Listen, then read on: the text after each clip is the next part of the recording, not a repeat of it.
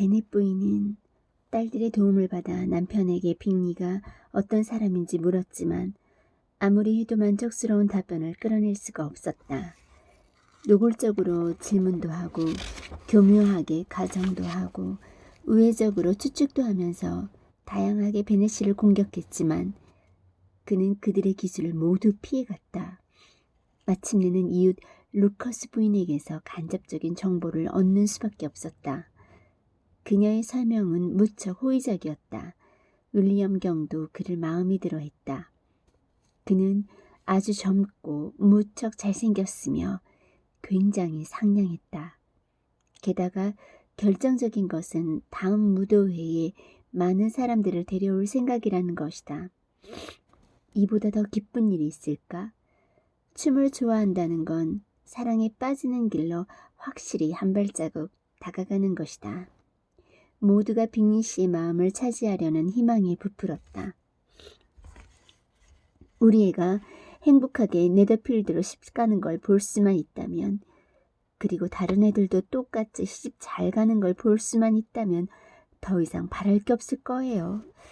베넷 부인이 남편에게 말했다. 며칠 후 빅리 씨가 베넷 씨를 답방하러 와서 10분 정도 서재에 머물렀다.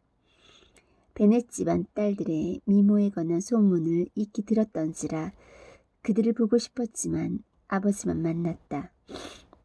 여성들은 그래도 운이 좋았다. 2층 창문을 통해 그가 푸른 외투를 입고 검은 말을 타고 왔다는 사실은 확인할 수 있었으니까. 얼마 안 있어 저녁 식사 초대장을 보냈다. 베넷 부인은 벌써 자신의 살림 솜씨를 돋보이게 해줄 요리를 계획해 두었으나 이 모든 것을 미루게 하는 답장이 도착했다. 빅리 씨가 그 다음날 런던에 가야 할 일이 생겨 초대에 응할 수 없다는 내용이었다. 베넷 부인은 어찌할 바를 몰랐다.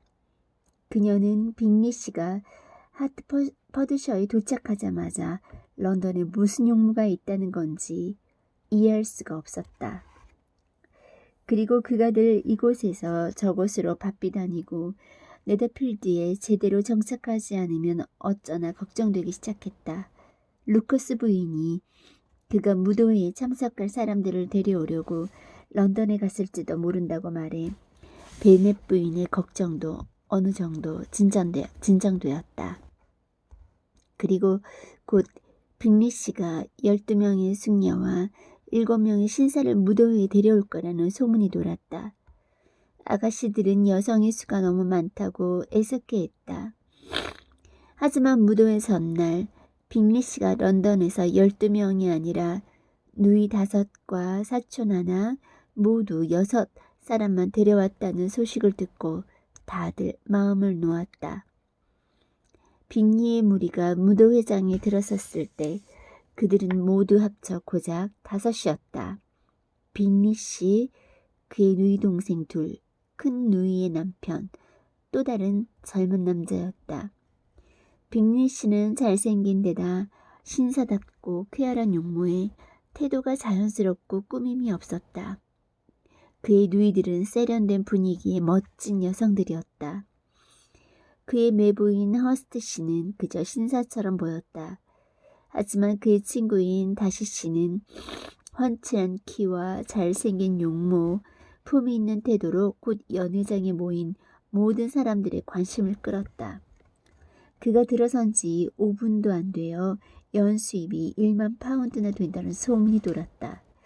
남자들은 체격이 훌륭하다고 말했고 여자들은 빅리 씨보다 훨씬 더 잘생겼다고 단언했다. 그는 무사람들의 감탄의 대상이 되었으나 그날 밤이 반쯤 지날 무렵부터 그의 태도가 혐오감을 자아내어 인기의 판도는 뒤집히고 말았다. 그는 거만하고 사람들보다 우위에 있으려 하고 도대체 비위를 맞출 수가 없는 사람이었다. 아무리 더비셔의 대저택을 소유하고 있다고는 해도 얼굴이 매우 꺼림칙하고 불쾌하게 생긴 데다 친구와는 비교될 가치도 없는 사람이라는 평판에서 벗어날 수가 없었다. 빅리 씨는 연회장에 모인 모든 주요 인사들과 금방 친해졌다. 그는 쾌활하고 활달했으며 춤이란 춤은 다 추었고 무도회가 너무 일찍 끝난다고 화를 내더니 네더필드에서 무도회를 열겠다고 말했다. 부침성 있는 성격은 저절로 드러나기 마련이다. 그와 그의 친구는 어쩌면 그리 대조적인지 다시 씨는 허스트 부인 빅리 양하고 한 번씩 춤을 추었을 뿐 다른 여성들을 소개받는 것도 거절하고 이따금씩 자기 일행과 말을 주고받을 뿐 연회장을 이리저리 걸어다니며 남은 시간을 보냈다. 그의 성격은 의문의 여지가 없었다. 그는 세상에서 가장 오만하고 기분 나쁜 사람이었다. 모두가 다시라는 사람이 다시는 안 나타났으면 하고 말았다. 그에게 가장 화를 낸 사람 중 하나는 베넷 부인이었다. 그녀는 그의 전체적인 행동거지가 마음에 안 들었는데 딸 하나가 무시당하자 더더욱 분개했다. 엘리자베스 베넷은 신사의 수가 적어서 춤곡이 2번 바뀌는 동안 그냥 앉아 있어야 했다. 그런데 그러는 동안 다시 씨가 가까이 서 있어서 그녀는 그가 빅리 씨와 주고받는 대화를 들을 수 있었다. 빅리 씨는 잠시 춤을 멈추고 친구에게 춤을 추자고 권하는 중이다. 이봐, 다시 춤을 좀 추지 그러나? 이렇게 바보같이 혼자 서 있다니 보기 싫군. 춤추는 게 좋겠어. 안 춘다니까? 자네 내가 춤추는 걸 얼마나 싫어하는지 알고 있잖아. 특히 파트너가 아는 사람이 아니면 말이야. 이런 무도회는 더 참을 수가 없네. 자네 누이들은 각자 파트너가 있고 이 방에서 마주보고 서 있는 것 자체가 형벌이 아닌 여성은 없지 않은가? 난 절대 자네처럼 까다롭게 굴지 않겠어. 빅리가 목소리를 높였다. 정말이지 오늘 밤처럼 괜찮은 여성들을 많이 만난 적이 없었다고. 게다가 몇 사람은 굉장히 예쁘잖나. 자넨 여기서 유일하게 예쁜 여자하고 춤을 추고 있어. 다시 씨가 베넷 집안의 맞다를 바라보며 말했다. 아, 그녀는 여태 내가 본 사람 가운데 최고로 아름다운 여성이야. 하지만 자네 바로 뒤에 앉아있는 그녀 여동생도 무척 예쁘군. 또 아주 상냥할 것 같아. 내 파트너 보고 자네에게 소개해달라고 할게. 누구 말이야? 다시는 돌아서면서 잠시 엘리자베스를 바라보다가 눈이 마주치자 시선을 거두며 냉정하게 말했다. 그런대로 괜찮긴 하네만 내 마음을 끌 만큼 예쁘진 않군. 그리고 난 지금 다른 남자에게 무시당한 아가씨나 달래줄 기분도 아니라네. 자네는 파트너에게 돌아가서 그녀의 미소나 즐기게 나와 시간 낭비하지 말고. 빅리 씨는 그의 충고를 따랐다. 다시 씨는 멀어져 갔지만 엘리자베스는 그에게 결코 좋은 감정을 받지 못한 채 그 자리에 남아 있었다. 그녀는 쾌활하게 친구들에게 그 이야기를 해버렸다. 우스꽝스러운 일을 보면 즐거워하는 활발하고 장난스러운 기질의 소유자였기 때문이다. 그날 밤은 가족들 모두 즐겁게 보냈다. 베넷 부인은 네더필드 사람들이 맞다를 칭찬하는 것을 보았다. 빅리 씨는 그녀와 2번이나 춤을 추었으며 그의 누이들도 특별 대우를 해주었다. 제인은 조용히 있긴 했지만 어머니만큼이나 만족스러운 기분이었다. 엘리자베스는 제인이 기뻐하는 것을 느꼈다. 메리는 자신을 두고 사람들이 동네에서 가장 교양을 많이 쌓은 여성이라고 빅리 양에게 말하는 것을 들었다. 캐서린과 리디아는 운 좋게 내내 파트너가 있었는데 그 정도가 그때까지 무도회에서 바랄 수 있는 전부였다. 그들은 그렇게 기분이 좋아져서 롱본으로 돌아왔다. 롱본은 베넷 집안이 중심을 이루고 있는 마을이었다. 베넷이는 아직 잠자리에 들지 않았다. 그는 책만 있으면 시간을 개의치 않는 사람이었다. 그는 그렇게 굉장한 기대를 불러일으켰던 이번 밤 무도회에 대해서는 상당한 호기심이 일었다. 새로 이사온 사람에 대한 아내의 기대가 실망으로 이어졌기를 바라고 있었다. 하지만 그는 전혀 다른 이야기를 듣게 되었다. 아, 여보 베넷 씨. 그녀가 방에 들어서면서 말했다. 정말 즐거운 밤이었어요. 아주 훌륭한 무도회였고요. 당신도 갔으면 좋았을 텐데요. 제인은 무척 칭찬을 받았어요. 최고였다고요. 모두가 제인이 참 예쁘다고 했어요. 빅리 씨는 제인이 진짜 아름답다고 생각했는지 춤을 2번이나 추었다고요. 생각을 해봐요, 여보. 그 사람이 제인과 춤을 2번이나 추었다고요. 춤을 2번 청한 건 제인뿐이었어요. 처음에는 루커스 양에게 춤을 청하더라고요. 그가 루커스 양과 서 있는 걸 보니 너무 속상했어요. 그런데 그녀를 전혀 칭찬하지 않더군요. 사실 당신도 아시다시피 누가 칭찬할 수 있겠어요? 아마 제인이 춤추는 걸 보고 반한 것 같아요. 그래서 누구냐고 물어 소개받고 그 다음 춤을 함께 추었지요. 그리고 킹양하고는 3번째 춤을 추고 마리아 루커스와 4번째, 제인과 다시 5번째, 6번째 리지, 그리고 블랑제국이 시작. 그 친구 나한테 동정심이 조금이라도 있었으면 그 반도 안 추었을 거야. 그녀의 남편이 참지 못하고 소리쳤다. 제발 그가 누구누구랑 춤췄는지는 그만 좀 떠들어. 아, 그 친구 첫 곡에서 발목이나 삐었으면 좋았을걸. 아, 여보, 난 그 사람 너무 마음에 들어요. 굉장히 잘생겼더라고요. 누이 동생들도 매력적이고요. 평생 그들이 입은 드레스보다 더 우아한 드레스는 본 적이 없다니까요. 아마 허스트 부인의 긴 드레스에 달린 레이스 장식은. 여기서 그녀는 다시 말을 멈추었다. 베네 씨가 옷장식 얘기 좀 그만하라고 항의했던 것이다. 그래서 그녀는 다른 주제를 찾아야 했고 아주 분해하면서 약간 과장하여 다시 충격적이고도 무례한 행동에 대해 늘어놓기 시작했다. 하지만 확실한 건요. 부인이 덧붙였다. 그가 리지를 좋아하지 않았다고 해도 별로 손해볼 건 없다는 거예요. 그는 잘 볼 가치가 없는 아주 불쾌하고 끔찍한 인간이더라고요. 너무 오만하고 우쭐대서 참을 수가 없었어요. 이리 걷고 저리 걷고 하는데 자기가 무척 대단한 인물이라고 생각하나 봐요.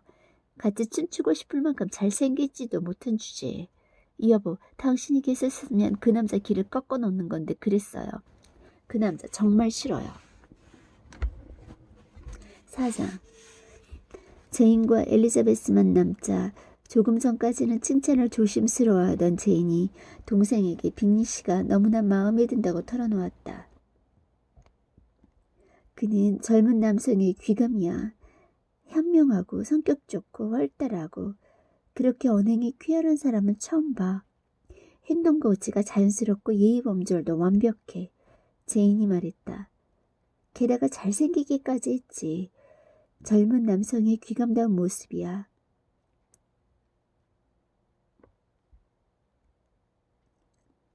그러니 완벽한 인물이라고 할 수 있겠어. 엘리자베스가 말했다. 2번째로 춤을 정했을 때 말이야. 너무 기분이 좋았어. 그럴 거라고 예상 못했거든. 예상 못했다고? 난 예상했는데. 그게 우리 둘의 큰 차이야. 언니는 그런 찬사를 받으면 늘 깜짝 놀라지만 난 안 그래. 그가 언니에게 다시 춤을 청한 건 너무 당연해.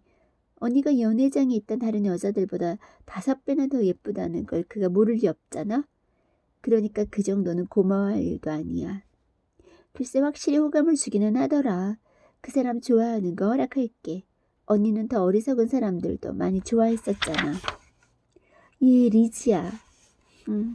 언니는 대체로 사람들을 너무 쉽게 좋아한다니까. 도대체가 사람들의 단점을 못 보잖아. 언니 눈에는 세상 사람들 모두가 착하고 상냥해 보이지.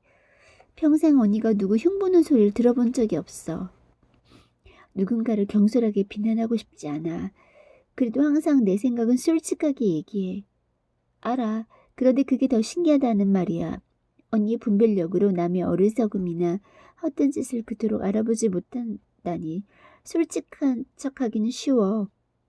어디서든 볼 수 있지. 하지만 허세나 어떤 목적 없이 솔직한 사람은 언니뿐이야. 언니는 모든 사람이 좋은 점만 받아들여 더 좋게 보고 나쁜 점은 절대 말 안 하잖아. 그래서 말인데 언니는 그 사람 누이들도 좋아하지? 행동거지는 자기 오빠만 못하던데. 물론 그랬지. 처음에는 하지만 너도 대여해보면 아주 괜찮은 여성들이라는 걸 알게 될 거야. 빅리 양은 오빠와 살면서 살림을 맡을 거래. 틀림없이 멋진 이웃이 될 거야. 엘리자베스는 말없이 듣긴 했지만 같은 생각은 아니었다. 무도회에서 그 누이 동생들이 보인 행동은 대체로 남들에게 호감을 주는 것이 아니었다.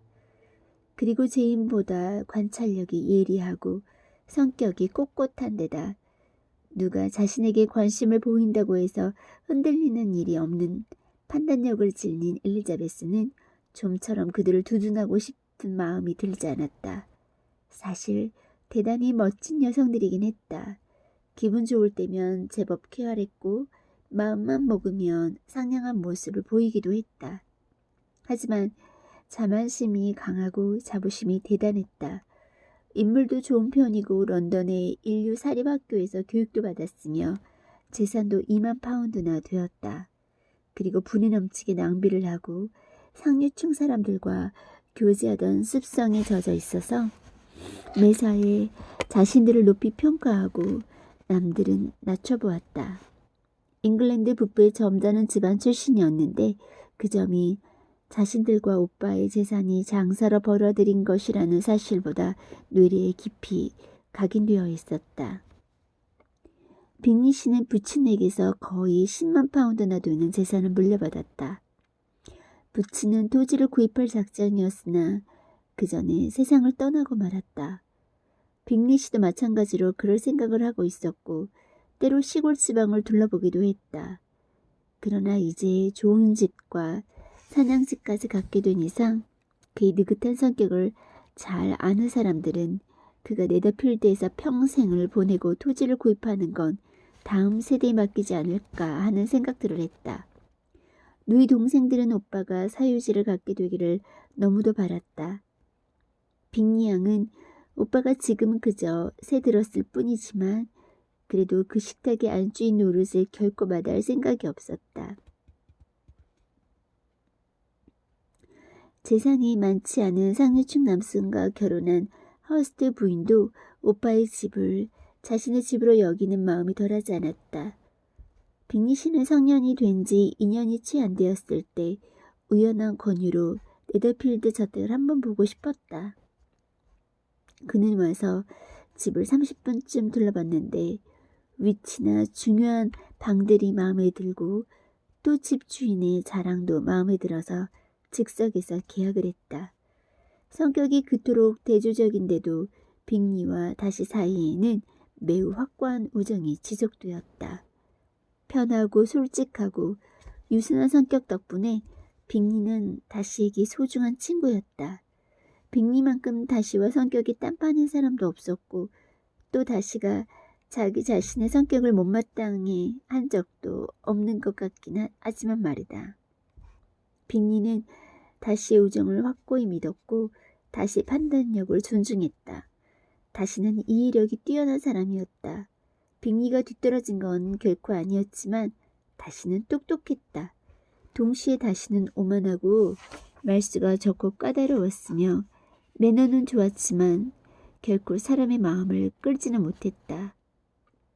그 점에서는 빅리가 상당히 유리했다. 빅리는 어딜 가든 호감을 샀지만 다시는 번번이 사람들을 불쾌하게 만들었다. 메리턴의 무도회에 대해 말하는 태도에서도 그들의 성격이 충분히 드러난다. 빅리는 평생 이보다 더 마음에 드는 사람들, 더 예쁜 여성들을 만나본 적이 없었다. 모두 친절하게 마음을 써주었고 격식을 차리거나 뻣뻣한 분위기도 아니라서 그는 연회장에 있는 모든 사람들과 금방 친해진 느낌이었다. 베넷 양으로 말하자면 그녀보다 더 아름다운 천사는 상상도 할 수 없었다. 이와는 반대로 다시는 거기 모인 사람들에게서는 아름다움도 세련됨도 좀처럼 찾을 수가 없었기 때문에 누구에게도 사소한 관심조차 보일 수가 없었을 뿐만 아니라 또 그에게 관심을 보이거나 즐겁게 해주는 사람도 없었다. 그는 베넷 양이 예쁘다는 점은 인정할 수 있었지만 웃음이 해프다고 생각했다. 허스트 부인과 그녀의 여동생도 같은 생각이었다. 그래도 베넷 양에게 천사를 보내고 호감을 보이며 사랑스러운 여성이고 더 사귀어 보는데 반대 없다고 말했다. 따라서 베는 양은 사랑스러운 여성으로 결론 지어졌다. 그 칭찬에 힘입은 그들의 오빠는 이제 베는 양을 좋아해도 된다고 인정받은 기분이 들었다.